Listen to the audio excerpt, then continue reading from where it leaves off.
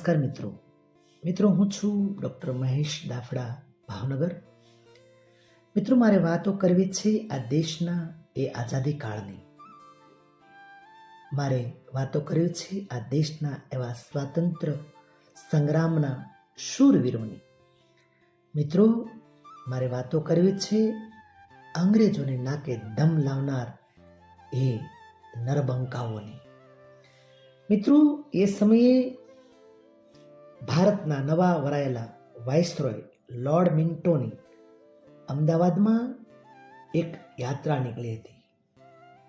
આજે જે વાત કરવા જઈ રહ્યો છું એ મોહનલાલ પેંડ્યા અને કૃપાશંકર પંડિતની મારે વાત કરવી છે.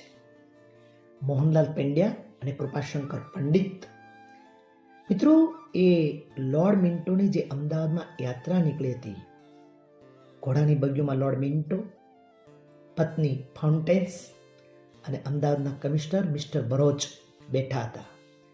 હાથી, ઘોડા, ઊંટનો મોટો કાફલો એ શોભામાં વધારો કર્યો હતો. બેન્ડ આગળ વાગી રહ્યું હતું અને અમદાવાદ જાણે હેલે ચડ્યું હતું. લોર્ડ મિન્ટોને જોવા ચારે તરફથી લોક મેદની ઉમટી પડી હતી. લોર્ડ મિન્ટોની સુરક્ષાની પૂરેપૂરી તકેદારી રખાણી હતી. ધીરે ધીરે આ શોભાયાત્રા આગળ વધી રહી હતી. ત્યાં કાપડીવાળા આગળ ઉભેલા બે યુવાનોમાં એકે બોમ્બનો ઘા કર્યો અને વાઇસરોયની બગીના ઘોડે સવારે તેને રોકી લીધું. યુવાને ફરીથી બીજો બોમ્બનો ઘા કર્યો, પણ બગીની છત્રી સાથે તે અથડાણો જમીન ઉપર પડ્યો. બંનેમાંથી એક પણ બોમ્બ ફૂટ્યો નહીં. બોમ્બ ફેંકી બંને યુવાનો ભાગી ગયા. પરંતુ બગીમાં બેઠેલી મિસિસ મિન્ટોએ બંને જણાને બરાબરના જોઈ લીધા હતા. સવારી આગળ નીકળી ગઈ. પછી બોમ્બ ફૂટ્યા. એમાં એક કર્મચારી માર્યો ગયો અને બીજો જે બોમ્બ ફૂટ્યો તેમાં જમીનમાં ખાડો પડી ગયો. અમદાવાદ માટે આ પહેલી ઘટના હતી. સમગ્ર અમદાવાદમાં હાહાકાર મચી ગયો અને અપરાધીઓને પકડવા માટે પોલીસે ઇનામ જાહેર કર્યું. શંકા ઉપરથી કેટલાકને પકડ્યા. તેમાં મંદિરના સીતારામ મહારાજને પણ પકડ્યા. બીજા કેટલાક લોકોને શક ઉપરથી પકડવામાં આવ્યા. પણ જે સાચા અપરાધી હતા, મોહનલાલ, કૃપાશંકર અને પુંજાભાઈ, તેઓ પકડાયા નહીં અને દૂર ભાગી ગયા. અમદાવાદમાં શ્રેષ્ઠીઓએ સર ચીનુભાઈ બેરોનેટના પ્રમુખ સ્થાને એક સભાનું આયોજન કર્યું અને આ બોમ્બ હુમલાને ખૂબ જ નિંદા કરી, તેના માટે અફસોસ પણ વ્યક્ત કર્યો.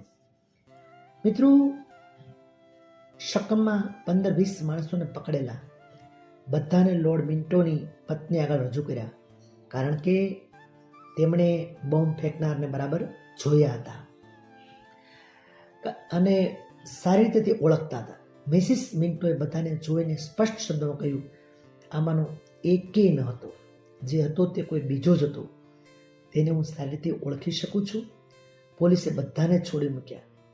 કૃપાશંકર અને મોહનલાલ હાથમાં ન આવ્યા તે ન જ આવ્યા. પુંજાભાઈ, તે તો ખેડાના વતની હતા.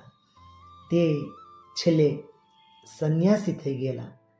પણ મિત્રો, આ ત્રણેય મિત્રોએ અંગ્રેજોને મોહનલાલ પેંડ્યા,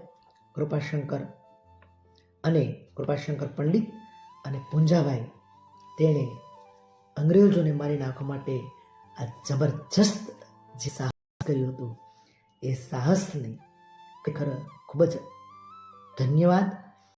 તેની આ હિંમતને, તેની આ તાકાતને, તેના આ શૌર્યને અને આટલી મોટી જનમેદનીમાં પણ આટલું સાહસ કરી અને મિન્ટોને મારી નાખવાનો જે પ્લાન હતો નિષ્ફળ રહ્યો.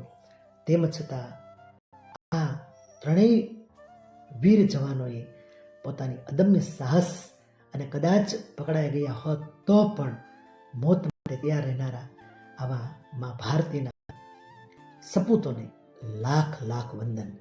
તેની શક્તિને, તેના સાહસને લાખ લાખ વંદન. ભારત માતા કી જય. વંદે માતરમ.